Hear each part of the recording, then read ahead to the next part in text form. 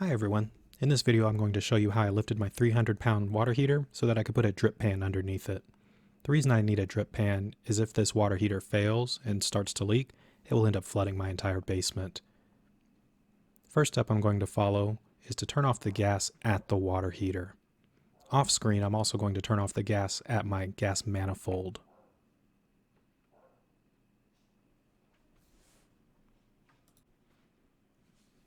The next step is to hook up a piece of water hose to the drain valve on the side of the water heater. I do have a floor drain right in front of the water heater. Some people may ask, well, why use a drip pan if you already have the floor drain? But the problem is that floor drain actually sits up higher than the rest of the floor, and I have had a flood in the basement before I finished it. The two lines I just removed are for my reverse osmosis system and for the water softener. So I just put the water hose in there. The next step I did was to check the exhaust to make sure it wasn't too hot, and just removed it and set it to the side. Off camera, I removed the tape and some screws that were holding some of the ductwork together so that I could remove the entire assembly and set it off to the side so it won't be in the way.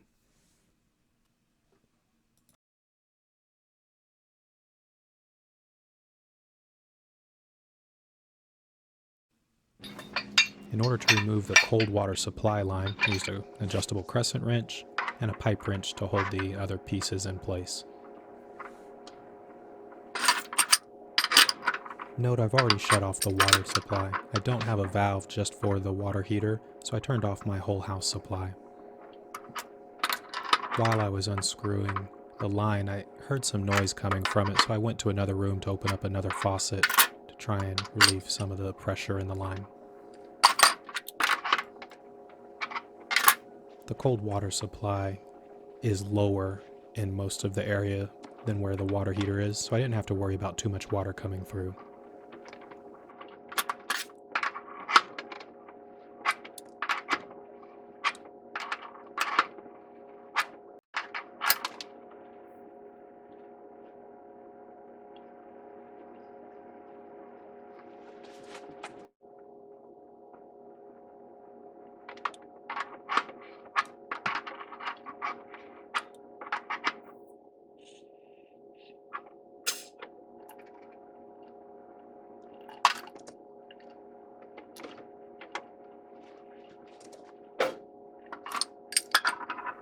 After I removed this part, I realized I shouldn't have, so in the next clip you'll see where I actually reattached it.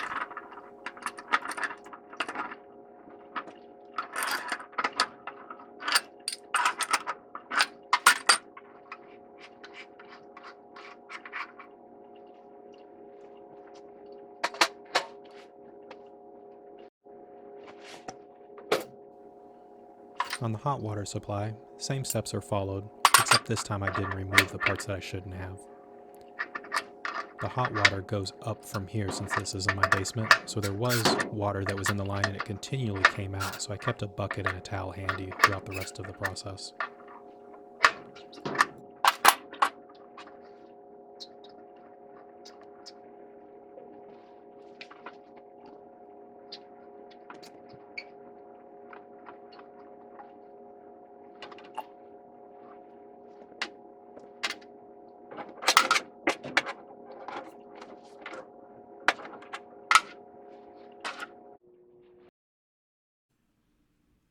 On the hot water side, I've attached a 3/4 to 1/2 inch elbow, and on the cold water supply side, I've attached a T that's 3/4 inch on all three holes.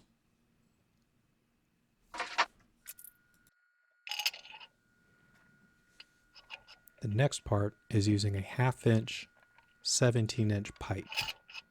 And I use it to adjust the T a little bit better to get it at the same height as the elbow. And then I'll use the monkey wrench to adjust the elbow to get it lined up correctly. It took a few tries to get them both lined up so that the pipe could thread in correctly. This is going to be my handle to lift the water heater.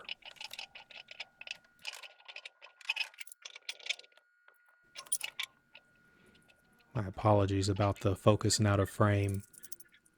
I didn't realize it until after I had finished this job that the only thing really in focus is the screw, which doesn't help a whole lot.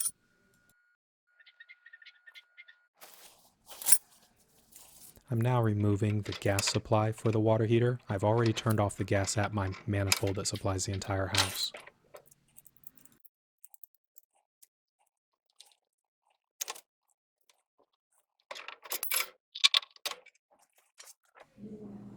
On this step, I've made a pair of 2x4 blocks just from a spare 2x4, and I'm going to use some Torx head screws and a Torx bit on my impact driver to attach the block to the wood stud behind the water heater.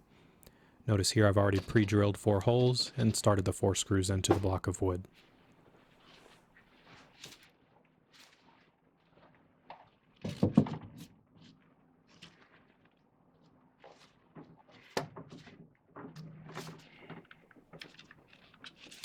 I've got an awkward angle here between the camera and the water heater being between me and where I have access, so it took a couple tries to get those to go in.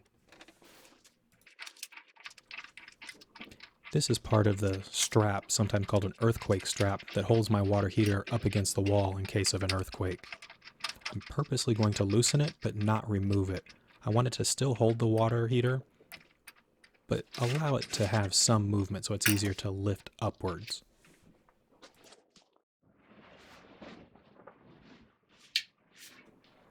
These are 1-inch by 6-foot galvanized steel pipes. I already had one on hand that I've used for extra leverage as a cheater bar when I'm working on jobs like timing belt replacements. I picked up a second one for this job. What I'm going to do is place them on those 2 blocks that I attached to the studs behind the water heater, and then do a modified squat between the 2 bars, creating a lever that will allow me to lift the 300-pound water heater just enough so that I can slide my drip pan underneath.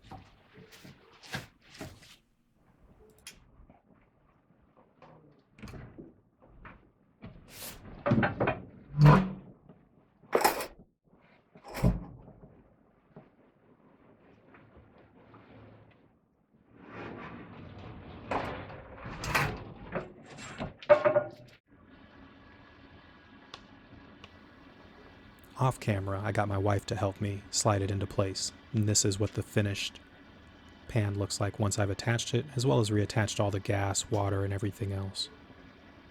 I attached a small piece of PVC to take the dripping water directly into my drain. I did consider trying to use a winch or a pair of pulleys to attach to the floor joists above the water heater, but as you can see, I have some ductwork in the way and I didn't have access to any of that, which is why I took the lever approach. Hopefully this video helps you in your project. Please be safe and let me know your thoughts on the video.